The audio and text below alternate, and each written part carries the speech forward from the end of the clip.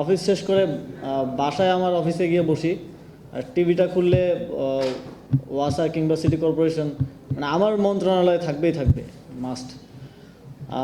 যা খুবই দুঃখজনক। তবে যে কয়দিনই থাকি অন্ততপক্ষে এটা নিশ্চিত করতে চাই যেন ওয়াসা, সিটি কর্পোরেশন অর্থাৎ স্থানীয় সরকার, পল্লী উন্নয়ন সমবায় মন্ত্রণালয়, এই যে দুর্নীতির যেই বদনাম সেটা ঘোচানো যায়, এবং সেটা ঘোচানোর জন্য আপনাদের সবাইকে এগিয়ে আসতে হবে। আপনাদের সকলকে মিলে নিজেদের মধ্যে ওই গুডউইলটা বিল্ড আপ করতে হবে।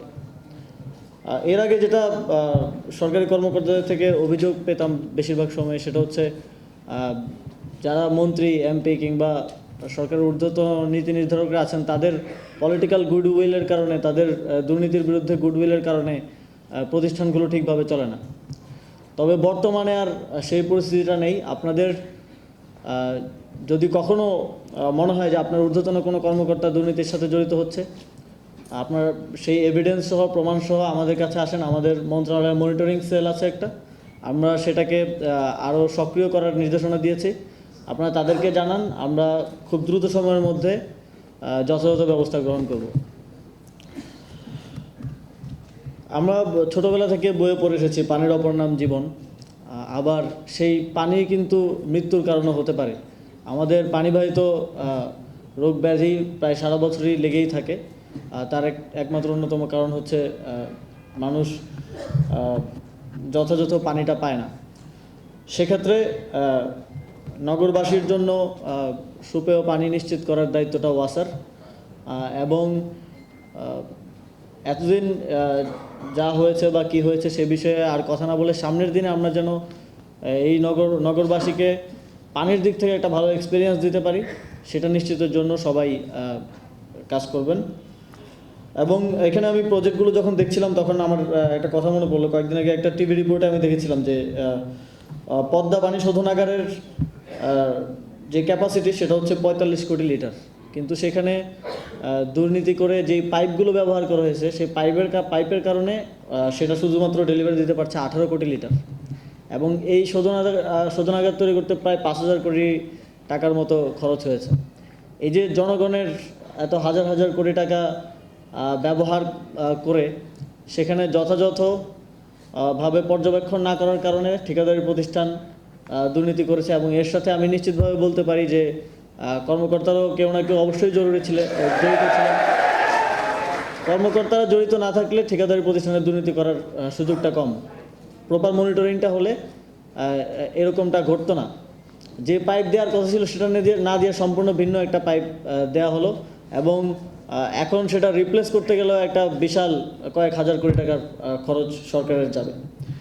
তো এরকম, এটা শুধু একটা উদাহরণ দিলাম। প্রায় কয়টা শোধনাগার তার সম্পূর্ণ ক্যাপাসিটিতে আসলে কাজ করতে পারছে এটা আমি জানি না, সম্ভবত খুব কমই হবে সংখ্যাটা। এবং এর বাইরেও আরও অনেক কিছু আছে, সব কিছু অ্যাড্রেস করা সম্ভব না। তবে এই সব কিছু ঠিক করা সম্ভব শুধুমাত্র আমাদের মানুষের প্রতি যে দায়বদ্ধতা, আমাদের প্রত্যেকের যেই যার যার দায়িত্ব সেটা যথাযথভাবে পালনের মাধ্যমে। তবে এখনও আমরা যেই সংস্কারের কথা বলছি, এতগুলো মানুষের জীবনের ত্যাগের বিনিময়ে অনেকে এখনও আহত অবস্থায় হাসপাতালে কাতরাচ্ছেন। তাদের এই ত্যাগের বিনিময়ে আমরা বাংলাদেশে যেটা চাই, একটা গুণগত সংস্কার, প্রাতিষ্ঠানিক সংস্কারের মাধ্যমে বাংলাদেশকে এমন একটা পর্যায়ে নিয়ে যাওয়া যেটা মানুষের মধ্যে একটা আশার সঞ্চার করে। এই সংস্কারটা একদম আমাদের চিন্তাগত জায়গা থেকে করতে হবে, সকলের ব্যক্তিগত পর্যায় থেকে নিজের মধ্যে পরিবর্তনটা নিয়ে আসতে হবে। এখানে যখন আমি আসলাম, যে শুরুতে ঢোকার সময় দরজায় আমার নিজের একটা ছবি লাগানো, তো সেই চিন্তাগত সংস্কারটা আসলে কোথায় হলো? আগে এখানে শেখ হাসিনার ছবি থাকতো, এখন আমার ছবি। এখানেও একটা ছবি আছে, এই যে এখানেও আছে, আপনারা এখন তো দিচ্ছেন। তো আমি অনুরোধ করব যে এই বিষয়গুলোকে পরিহার করে চলবেন। সামনে আমি আমার মন্ত্রণালয়ের অধীনে কোনো অফিসে গিয়ে আমার ছবি দেখতে চাই না। এই জায়গাগুলোতে যারা উপযুক্ত আছেন, এই জুলাই গণঅভ্যুত্থানের শহীদরা আছেন, আমাদের ৭১-এর মুক্তিযুদ্ধের বীরশ্রেষ্ঠরা আছেন, তাদেরকে আমরা স্মরণ করব। তাদেরকে স্মরণ করার জন্য তাদের ছবি কিংবা প্রদর্শনী সেগুলো আমরা রাখব।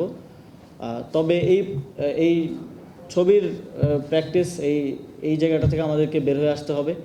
আমরা যদি নিজেদের মধ্যে পরিবর্তনটা না করতে পারি, তাহলে যেই সংস্কারের স্বপ্ন বাংলাদেশের মানুষ দেখছে, সেই স্বপ্ন বাস্তবায়ন করা সম্ভব হবে না। আপনাদের অনেকগুলো সমস্যার কথা আপনারা বলেছেন। আমি অনুরোধ করব আপনারা কর্মচারীদের পক্ষ থেকে লিখিতভাবে সেটা মন্ত্রণালয়ে দেবেন। সে বিষয়ে যথাযথ ব্যবস্থা নেওয়ার জন্য মন্ত্রণালয় কাজ করবে।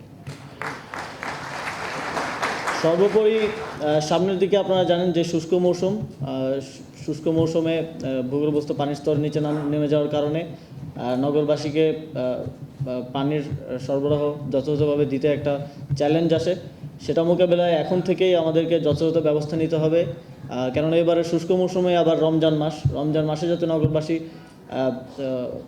পানি সরবরাহের ক্ষেত্রে কোনো প্রকার বিঘ্ন না ঘটে, সেটার জন্য আমাদেরকে এখন থেকে প্রস্তুতি নিয়ে কাজ করতে হবে। সর্বোপরি আপনাদের সকলকে আবারও ধন্যবাদ জানিয়ে এবং আগামীর দিনে যেই নতুন বাংলাদেশ গড়ার যেই মিশন ও ভিশন নিয়ে আমরা কাজ করছি, ওয়াসাকেও নতুন করে গড়ে তোলার এবং নগরবাসীকে পানির সরবরাহ এবং পয় নিষ্কাশনের ক্ষেত্রে খুব ভালো একটা এক্সপিরিয়েন্স দেওয়ার জন্য যেন আপনারা কাজ করে যেতে পারেন, সেই প্রত্যাশা এবং আশাবাদ ব্যক্ত করে আমার বক্তব্য শেষ করছি।